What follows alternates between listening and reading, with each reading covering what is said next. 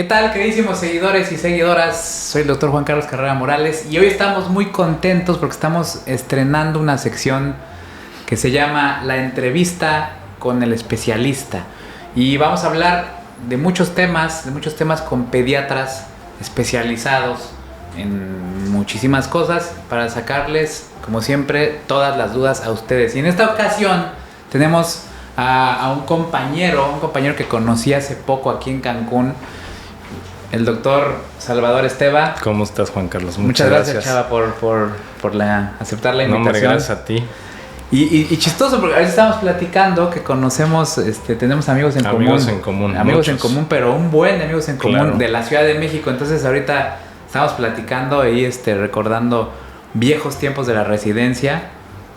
Y bueno, con Chava vamos a hablar acerca de un tema que es un tema, pues, como que controversial, ¿no? Yo diría. Muy controversial. La verdad es que los papás se enloquecen a veces pidiendo, llegan exigiendo la hormona de crecimiento para que el niño sea más alto. Exigen, ¿verdad? Exigen a veces la hormona algunos de sí te lo crecimiento. exigen. Entonces, yo creo que es importante, qué bueno que pones estos temas sobre la mesa, porque al final de cuentas hay que ver cuáles son las indicaciones reales, cuáles son contraindicaciones absolutas y cuándo realmente está indicado, ¿no? O sea, porque no es nada más de que quiero que mi hijo sea alto y por eso le voy a dar hormona. Exacto, o sea, no es así como que darle hormona de crecimiento para que crezca, ¿no? No, hay ciertas condiciones que se tienen que cumplir en el paciente, tiene que haber ciertos diagnósticos específicos y también un seguimiento, ¿no?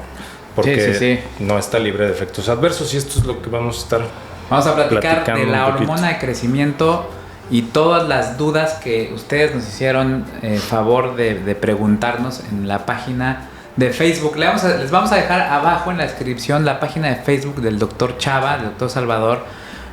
Es de endocrinología pediátrica, ya le va a tener que meter más punch ahí. Tengo que empezar a poner más cosas porque la tengo muy abandonada. Pero van a ver que es buenísima. Y bueno, vamos a ir haciendo las preguntas que ustedes nos dejaron y vamos a ir platicando. Esto lo hacemos de manera muy coloquial.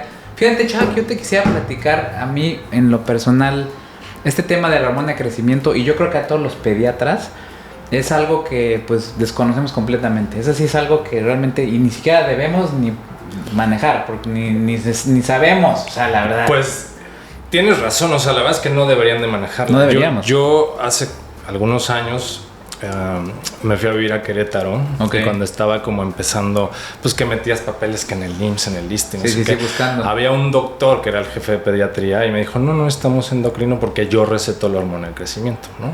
Entonces, no. Sí, o sea, no te voy a negar que de repente si te encuentras algún pediatra que dice, pues yo también puedo, sí, y le doy, ¿no? Pero sí se necesita un manejo especializado, sí, por supuesto, por un endocrinólogo pediatra que sepa la dosis adecuada, te digo, el seguimiento, los efectos adversos, por supuesto, etcétera, ¿no? Es un tema específico de endocrinología pediátrica. A mí me pasó 3 veces en mi ejercicio de pediatría. 3 veces me ha pasado. Una, fíjate, me acuerdo perfecto, el papá medía como 1.90, enorme así, y el chavito iba en las percentilas adecuadas, iba bien, o sea, las gráficas iban bien, y el papá a fuerza quería que le diera hormona de crecimiento. Entonces, es que yo quiero que esté alto, todo, ¿no? Dicen, no, es que está bien, el niño está bien, hay que esperar a que llegue la adolescencia, la pubertad, para las hormonas, y pues seguramente puede ser que esté de tu tamaño, ¿no? Claro.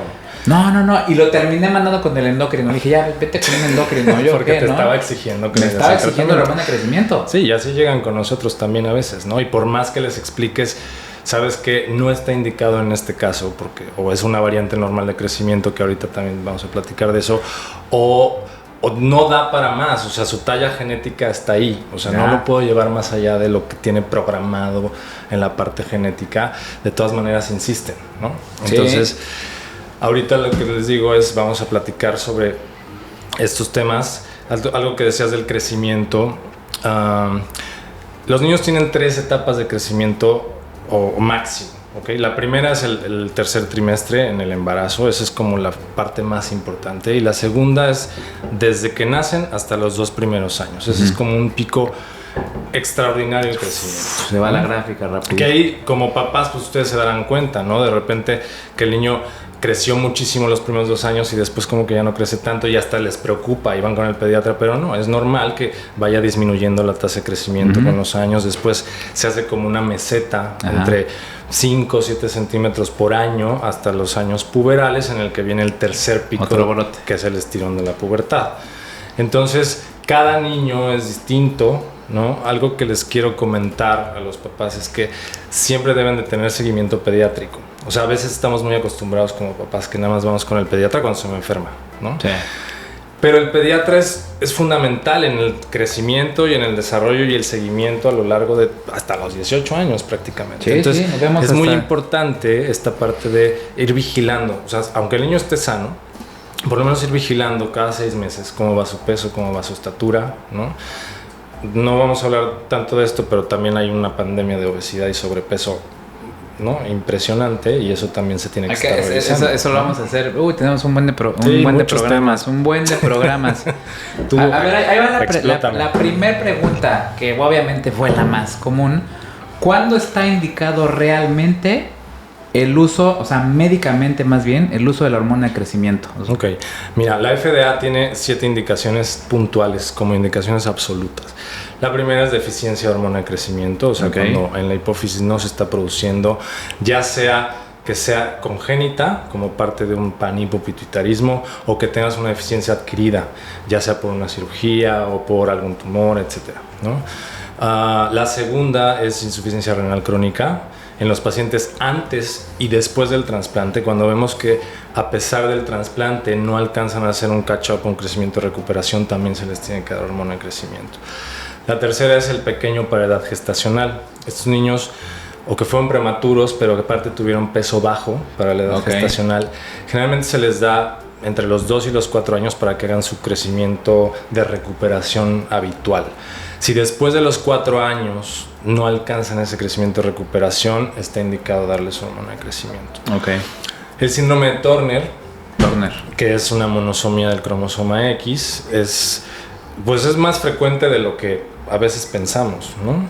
Y de hecho está indicado que en toda niña que tenga una falla para crecer, sobre todo a partir de los 3 años, que tenga obviamente retraso en la etapa puberal o en la aparición de caracteres sexuales con talla baja, hay que hacerle un cariotipo como sospecha de Turner. Y en estos casos también hay que dar hormona de crecimiento. El síndrome de Prader-Willi, que es otro síndrome genético, y esto más bien, o sea, sí ayuda en el crecimiento, pero también mejora el tono muscular y mejora como la distribución de grasa corporal. Y hay otra entidad que se llama talla baja idiopática. La talla baja idiopática engloba cuando ya casi paraste al niño de cabeza, ya le buscaste absolutamente todo. Sí, que no sabes de dónde viene. Y no hay una causa orgánica como tal de la talla baja, pero el niño tiene talla baja, tiene una falla para crecer, es decir, la velocidad de crecimiento es lenta o por debajo de la percentila 10. En esos casos también está indicado. Ahora, bueno, se sospecha o se han hecho estudios de que en esa talla baja idiopática puedes tener haploinsuficiencias del gen SHOX, por ejemplo, que es un gen que está en el cromosoma X y que tiene que ver también con la parte del crecimiento, que es lo mismo que les pasa a las niñas con Turner. O que hubiera como defectos por receptor en digamos como la acción de la hormona de crecimiento ya a nivel de los tejidos, ¿no? Ya donde tiene que actuar. Entonces, en esos casos también está indicada. Fuera de eso, en realidad no se debería de utilizar, ¿no?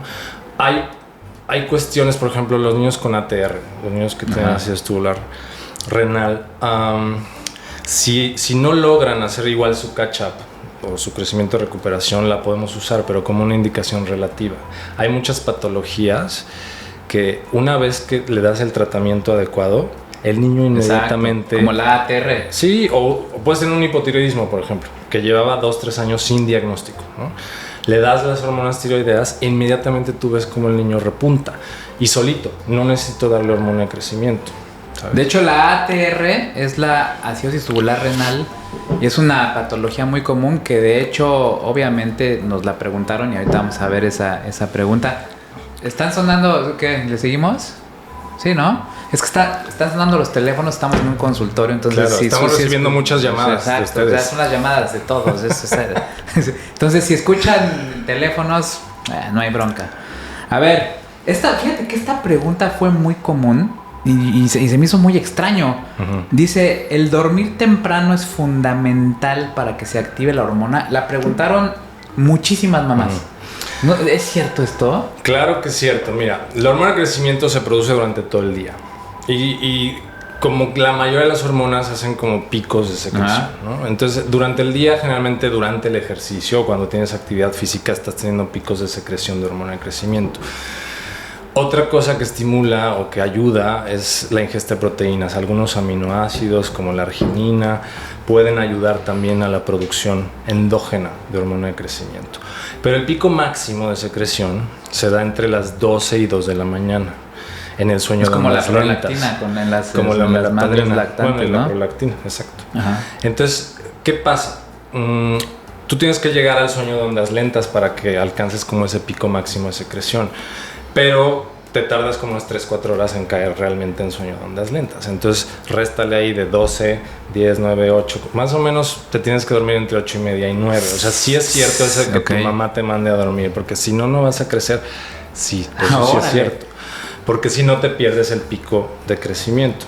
Ahora, hay niños, por ejemplo, que se quedan en videojuegos, ¿no? Todo el día y toda la noche, hasta las 12, 1. Y si lo hacen sobre todo en el estirón de la pubertad, a veces los estirones suelen ser menores. Órale, y ahí sí pueden perder. Videojuegos, No es que no los jueguen, yo soy fan también, pero con moderación, digamos, ¿no? Oye, fíjate que a mí se me hizo súper curioso porque me preguntaban mucho. Entonces, supongo que al dar hormona de crecimiento le dices a una mamá y al chavo, al niño, a la niña, tienes que dormirte temprano. Entonces, las mamás que dan hormona de crecimiento deben de estar con los niños así, durmiéndolos a las 8:30 de la noche. Sí, mira, si tú das hormona de crecimiento, tienes que garantizar que el paciente, no tenga otra patología de base, o sea, que no tenga una patología orgánica, porque, por ejemplo, si tiene una anemia, si tiene un ácido tubular y no está bien controlado y está en un medio acidótico, la hormona no va a funcionar adecuadamente. Entonces, va a tener un efecto subóptimo de lo que tú estás buscando. Y además, tenemos que garantizar una adecuada alimentación, que el paciente se duerma a la hora que se tiene que dormir. Para garantizar también que su propia hormona, en casos de que no sea deficiencia, por ejemplo, el pequeño periodo gestacional suele tener resistencia a los factores de crecimiento. Entonces, necesita todavía más. O sea, sí la produce, la mayoría de las veces puede ser una producción más baja, pero necesita un poco más. Entonces, sí, te tienen que dormir temprano, comer sano y de preferencia hacer ejercicio. Y entonces la pregunta que sigue, que también fue muy común y que supongo que fue hecha por las mamás y los papás que como que quieren meterle hormona de crecimiento a los bebés, a sus bebés, ¿a qué edad se puede iniciar? Pero pues ya estamos viendo, nos acabas de decir, ¿no? Depende mucho del diagnóstico. O sea, si tienes una deficiencia, en el momento que haces el diagnóstico, pero puedes tener deficiencias congénitas que generalmente se empiezan a manifestar después del primer año de vida. Ahí es donde empiezas a ver como que ya no crece. Se sale, ¿no? Exacto. Entonces ahí en ese momento empiezas tratamiento. Los pequeños para edad gestacional les puedes dar, te digo, esta ventana de 2 años. Hay algunas escuelas que dicen 2. Hay un catch-up tardío que le llaman, que es de 4 años, y ahí hasta los 4 años, ahí sí. Si ves que el paciente lleva una velocidad de crecimiento baja, hay que darle tratamiento. O sea, los prematuros tienen, los papás tienen que ser pacientes y esperarse de 2 a 4 años a que ese bebé se desarrolle normal, y después pueden acudir a un endocrinólogo para que lo estimule al porque crecimiento. Antes, por ejemplo, si nació un bebé pequeño o un prematuro, la tendencia era de dale de comer y engórdalo casi, ¿no? Y se van hacia el otro lado. Es muy fácil que un niño prematuro, un niño con bajo peso al nacimiento, como tienen este fenotipo ahorrador y hacen cierta resistencia a la insulina desde inútero, resistencia a otros factores de crecimiento como la IGF-1, que es el efector de la hormona de crecimiento, cuando llegan a un medio rico en el que le dan de todo, ¿no? Y le empiezan a dar demasiada lactancia o incluso bebidas azucaradas desde muy temprano o mucha comida, pues entonces su cuerpo no va a poder asimilar tanto, ¿no? Entonces hay que, como dices, ser pacientes, ¿no? No hay prisa de que a los 6 meses ya tiene que alcanzar su peso de la percentila 50. Eso no es cierto. ¿No? Tenemos hasta los 4 años. Oye, ¿y los efectos secundarios más comunes al usarla? Mira, Sí, no voy a negar, pues sí tiene efectos secundarios. Los más frecuentes reportados son mialgias, artralgias, o sea, dolor articular, dolor muscular. Generalmente se asocia a dosis más altas. O sea, entre más utilices o dosis un poquito más arriba, generalmente da más. Y es al principio del tratamiento, los primeros 2-3 meses. En cuando usamos las dosis más altas, en pequeño parada gestacional, en el síndrome de Turner, en los niños con insuficiencia renal. Pero en deficiencia, por ejemplo, usas dosis bien bajitas. Porque muchas mamás, papás comentaron que sus hijos tenían muchos dolores de piernas, lo que acabas de y no es comentar. por el crecimiento, o sea, al final de cuentas, eso no es cierto. Exacto. Que te duelen las piernas porque creces, pues no. O sea, también puede doler porque tienes una deficiencia de vitamina D, ¿no? O tienes un raquitismo, o tienes otra cosa, ¿no? Hay que investigar por qué te está doliendo. Okay. Pero sí es un efecto que generalmente si le das un Naine, o sea, un paracetamol, un ibuprofeno, se le quita. O sea, no es muy constante. El segundo es edema, o sea, puede haber cierta retención de líquidos a nivel renal y entonces el niño o la niña pueden como amanecer con los ojitos medio hinchados, hinchazón de ojos, hinchada. de párpados. Eso es normal, es esperado. Pero en los primeros meses, ¿no? Los primeros... Pues hay pacientes que lo desarrollan después, pero no es algo como que nos deba alertar, ¿no? O sea, al final de cuentas es parte de... O sea, no confundan con la acromegalia, por ejemplo, que en la acromegalia sí te crecen las manos, los pies y la nariz. ¿No? Y la mandíbula. No, esto es nada más un poco de edema y ya. La tercera es alteraciones del metabolismo de carbohidratos. Hay que recordar que la hormona de crecimiento es una hormona contrarreguladora de la insulina. Entonces lo que va a hacer es incrementar los niveles de glucosa por incremento en la producción hepática a nivel de glucógeno, o sea, se empieza a liberar glucosa. Entonces, esto es muy importante en pacientes que tienen más riesgo de presentar diabetes. Okay. Sobre todo pacientes que fueron pequeños para la edad gestacional, que tienen como esta resistencia a la insulina ya desde el útero, niñas con Turner que también pueden desarrollar después alteraciones del metabolismo de carbohidratos. Lo que hacemos es estar dando un seguimiento. Ajá, pero por ejemplo, imagino que son transitorios, ¿no? O sea, no desarrollaría diabetes un niño por usar hormona de crecimiento. No. O sea, no es como en una acromegalia, que en la acromegalia, que es una enfermedad en la que tienes hipersecreción, ahí sí tienes una diabetes ya explícita. Puedes hacer cierta resistencia, lo que tenemos que hacer es cuidar la dosis y estar midiendo niveles de glucosa por lo menos cada 3-4 meses y ver cómo se comporta.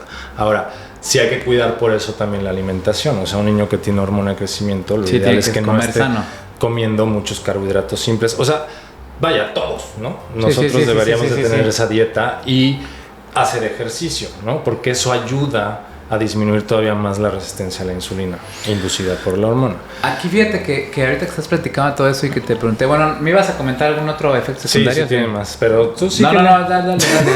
Es que yo me estoy emocionando, pero mejor dinos tus efectos secundarios. Menos frecuente puede causar algo que se llama... es una cefalea muy, muy intensa. O sea, no te incrementa como tal la presión intracraneana, pero sí puede dar una cefalea, ¿no? Entonces ahí lo que hacemos es disminuir dosis y si el paciente sigue presentando esa cefalea de plano, sí hay que quitar el tratamiento. Entonces deben ser dolores fuertes. Pero la verdad es que yo de todos los pacientes que tengo y he tenido con hormona, incluso en el infantil de México, nunca llegué a ver un caso así. Más infrecuente, problemas tiroideos, y creo que por ahí venía una pregunta de que si afecta a otros sistemas hormonales. En realidad, el único sistema que se puede ver afectado es el tiroideo. Y entonces hay que estar haciendo un seguimiento igual de la función tiroidea. Tomas un perfil basal antes de empezar el tratamiento y después por lo menos a los 3-4 meses de haberlo iniciado y después si todo va bien y el paciente no tiene datos de distiroidismo, pues le das cada año, ¿no? El seguimiento. Y el cáncer, ¿no? Que espera. Okay. Es que esa pregunta y de hecho... siento, por eso te la quiero preguntar. Creo que es un mito, ¿no? Porque mucha gente llega al consultorio y te dice, doctor, es que yo le iba a poner hormona de crecimiento a mi hijo, pero me dijeron que les daba cáncer y ya no se la puse.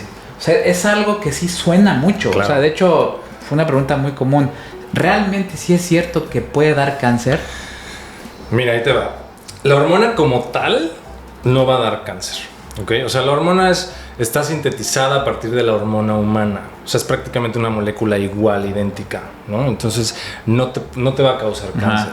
El cáncer viene porque si la persona tiene alguna célula que ya está creciendo en ese momento o tiene predisposición al cáncer, más que predisposición, que tenga ya una célula, ¿no? O que le iba a dar cáncer de todas maneras. Lo que va a hacer la hormona es acelerar el proceso. Sí, es hormona de crecimiento. Porque te está creciendo el hueso, te crece el músculo, pero también crecen las células que están en reproducción continua. Ok. ¿No? Pero si es una advertencia, o sea, advertencia que tienen que conocer los pacientes y sus familiares. Y la otra es que por eso es importante el seguimiento, ¿no? O sea, el seguimiento, o sea, yo te doy hormona, pero te tengo que dar un seguimiento adecuado. O sea, cada 3-4 meses estoy checando los dolores en las rodillas, cefalea, el edema. Hago una exploración súper exhaustiva para buscar, sobre todo porque las leucemias y los linfomas son las neoplasias más frecuentes en niños, ¿no? Y las segundas son del sistema nervioso central. Entonces, todo va encaminado sobre todo a buscar las neoplasias más frecuentes, ¿no?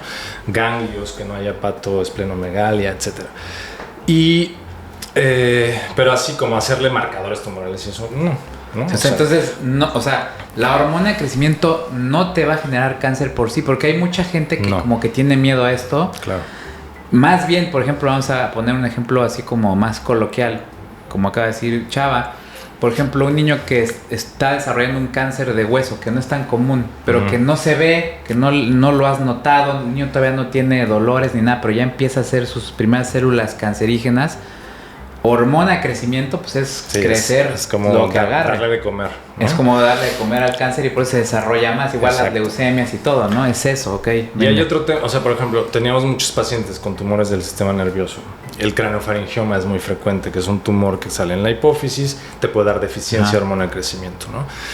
En esos casos, la verdad es que nosotros sí nos daba un poco de miedo, ¿no? Sí, porque era es antagonismo, porque ¿no? el paciente tiene deficiencia. Y lo que tienes que hacer es darle tratamiento con hormona de crecimiento, pero tuvo un tumor. Pero le está haciendo crecer el tumor, ¿no? Entonces, nosotros éramos muy cautos. O sea, si el paciente después de 5 años permanecía sin actividad tumoral, entonces empezábamos tratamiento, ¿no? Pero obviamente con el conocimiento de que pues, si queda una célula puede, ¿no? O sea, me imagino que para los papás es un dilema. Es un dilema, no, pero durísimo. Nosotros también. Sí, claro, ¿no? Sí. Pero sabes que, o sea, en Estados Unidos hay un grupo que, digo, tienen muchísima experiencia y la verdad es que los tumores del sistema nervioso central, menos de 1 año, vigilancia y si todo está bien, les meten hormona.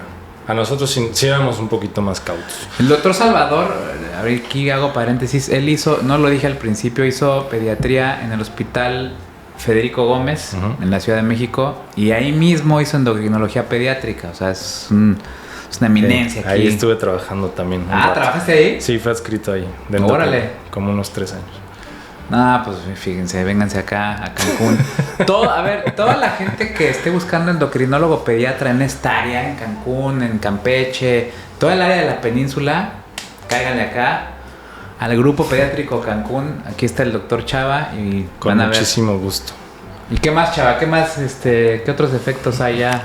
Pues ya, fuera de eso, la verdad es que nada más. O sea, digo, no sé si sepan, pero es un medicamento inyectado. Cómo se aplica, se administra todos los días, generalmente en la noche para simular, ¿no? Es subcutáneo, para simular este pico máximo, lo aplicas en la noche antes de dormir.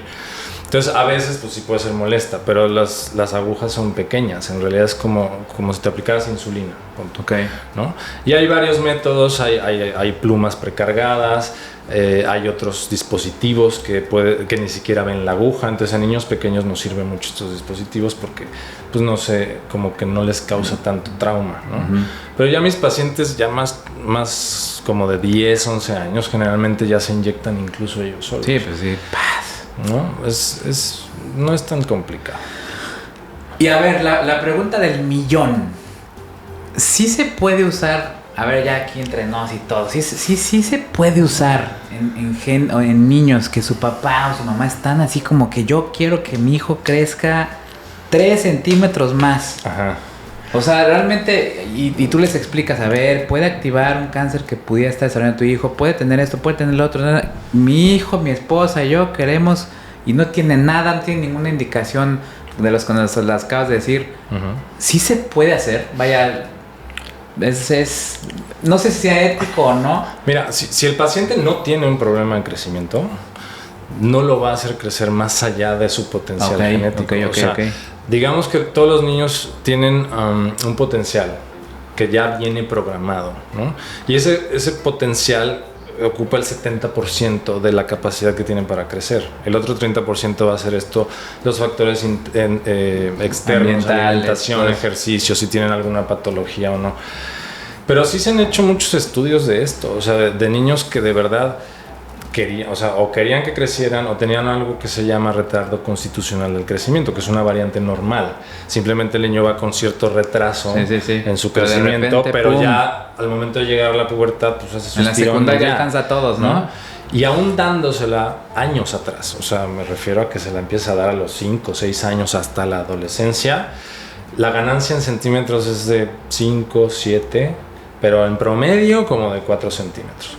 Con todo el gasto que implica, ¿no? Sí, no. Y el riesgo también, o sea, porque no estamos hablando de que te vas a tomar un paracetamol, ¿no? Sí, entonces, o sea, obviamente, queridos seguidores, o sea, si ustedes están viendo este video porque quieren que su hijo, como el caso de Lionel Messi, ¿no? Que pues la verdad es que no se ve ni... Todo el mundo sabemos que Lionel Messi... Pues sí, pero tampoco se ve que haya crecido. No, exacto, yo lo veo y o sea, es el mejor jugador para mí del mundo de fútbol y lo que quieras, pero yo lo veo y digo, bueno, si ¿será cierto que tiene una hormona de crecimiento? ¿No será cierto? ¿Será un rumor? Digo, y probablemente sí, o sea, sí estaba a lo mejor mucho estaba más chiquito, ¿no? Puede ser. Y sí le ayudó a alcanzar cierto potencial, ¿me explico? Pero te digo, en pacientes sanos no tiene caso.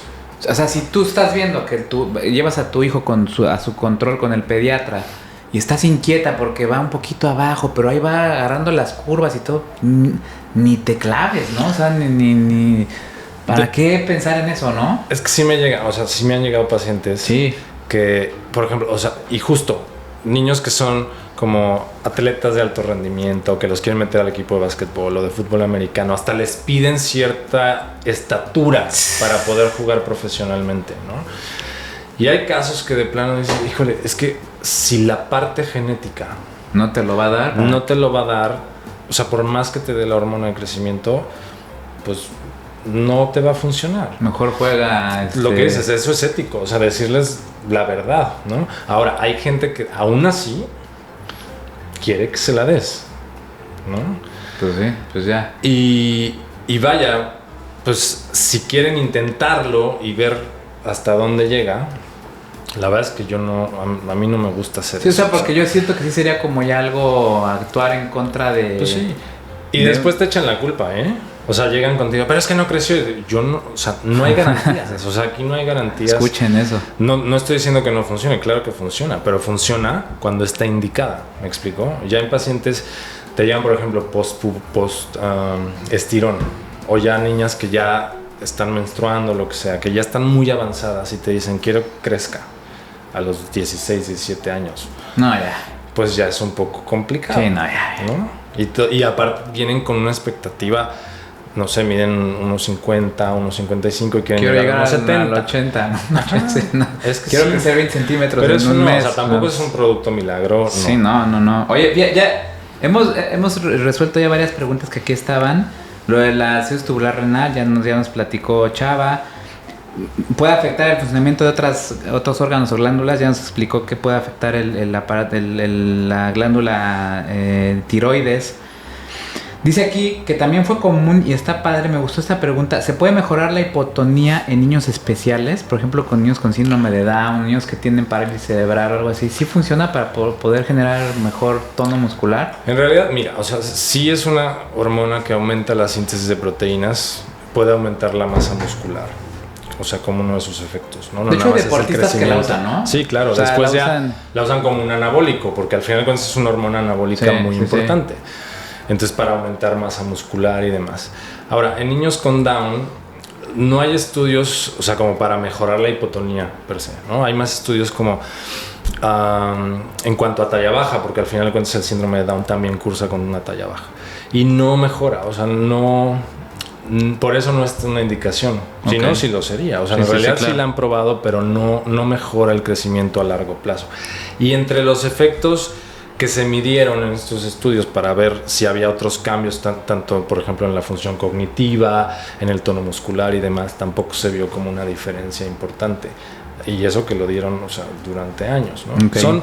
Son series pequeñas, o sea, son pocos pacientes, pero de todas maneras... Sí, ¿para qué? Sí, o sea, las conclusiones... en Down también hay otro tipo de terapias y todo, sí, ¿no? O sea, yo creo que ahí sí la terapia de rehabilitación es básica. Claro. Y terapia de lenguaje, o sea, tener como un seguimiento multidisciplinario para que el paciente pueda ir mejorando, ¿no? Y ya, la última pregunta, que fue común como todas, porque fueron como 1500, ¿viste, no? 1500 comentarios. Sí, está cañón. Que sí les interesa mucho. Una niña que está empezando a tener su periodo menstrual, su flujo hormonal y todo esto, ¿puede verse afectada si usa hormona de crecimiento en esos parámetros de hormonales? O sea, no afecta el sistema hormonal femenino ni masculino. Okay. O sea, en cuanto a la parte gonadal, no. Okay. O sea, eso sí no tiene nada que ver. Y algo que preguntaban por ahí también es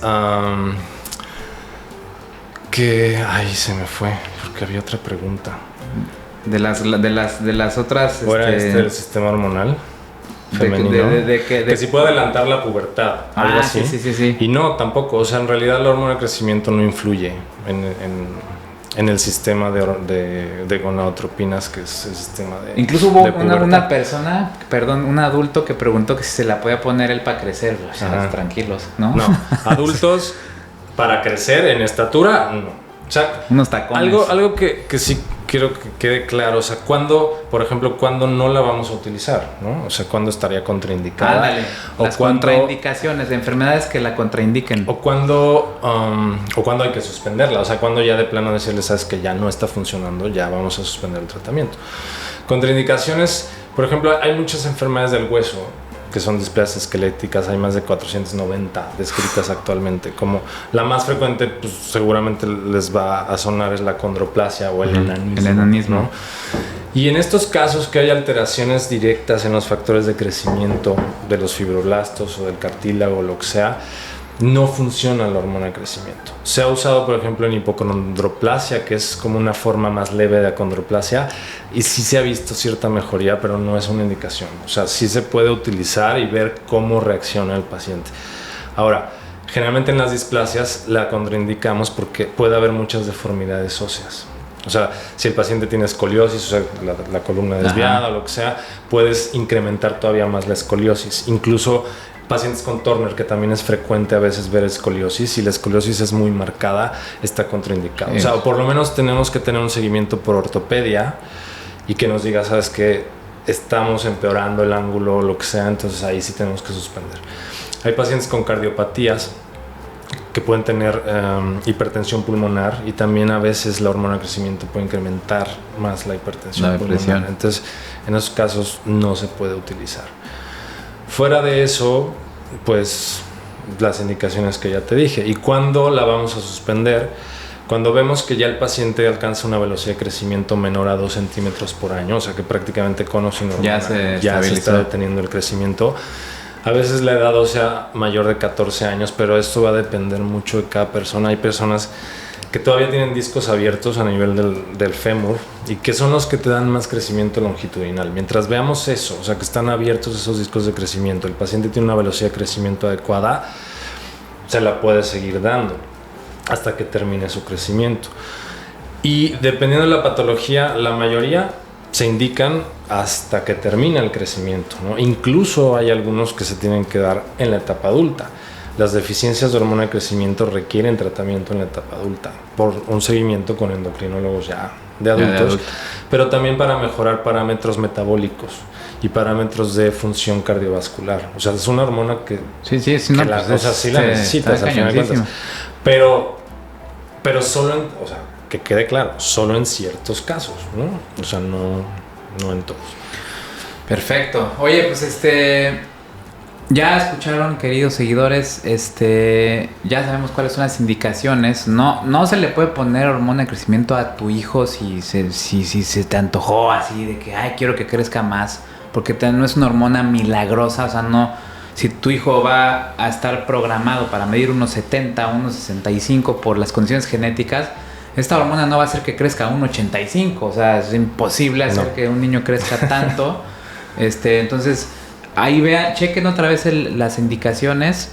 Y no sé qué más nos quieras comentar. Pues yo lo único, recalcar esta parte, o sea, de lo importante y lo fundamental que es el seguimiento pediátrico. Sí, sí, sí. O sea, cada 6 meses por lo menos hay que llevar al niño, así como lo llevas al dentista, hay que llevarlo al pediatra para que cheque peso, cheque estatura, vea que la velocidad de crecimiento es adecuada, porque algo que es súper importante es que el crecimiento es generalmente es la primera parte que se afecta cuando hay una enfermedad. Entonces puede ser que tu hijo no esté enfermo de nada, pero no esté manifestando tampoco síntomas y el primer síntoma sea una falla para crecer. Entonces, si esto lo vamos dejando año tras año tras año, porque así me llegan a mí y así le llegan a muchos colegas, ¿no? Niños que dejaron de crecer desde hace años y tú no sabes ni qué pasó porque no fueron al pediatra y no tenemos una estatura para ver en dónde comenzó el problema. Nunca se hizo diagnóstico de nada, ¿no? Entonces, y deficiencia de hormona es de las causas menos frecuentes de falla para crecer. Es menos del 3% una alteración endocrina y deficiencia menos del 1%. O sea, en realidad las más son o variantes normales, ya sea una talla baja familiar, que pues, los papás son bajitos y el niño no tiene tanto potencial para crecer, o lo que habíamos comentado, el retardo constitucional, que son niños que van un poco más lento y después van a crecer.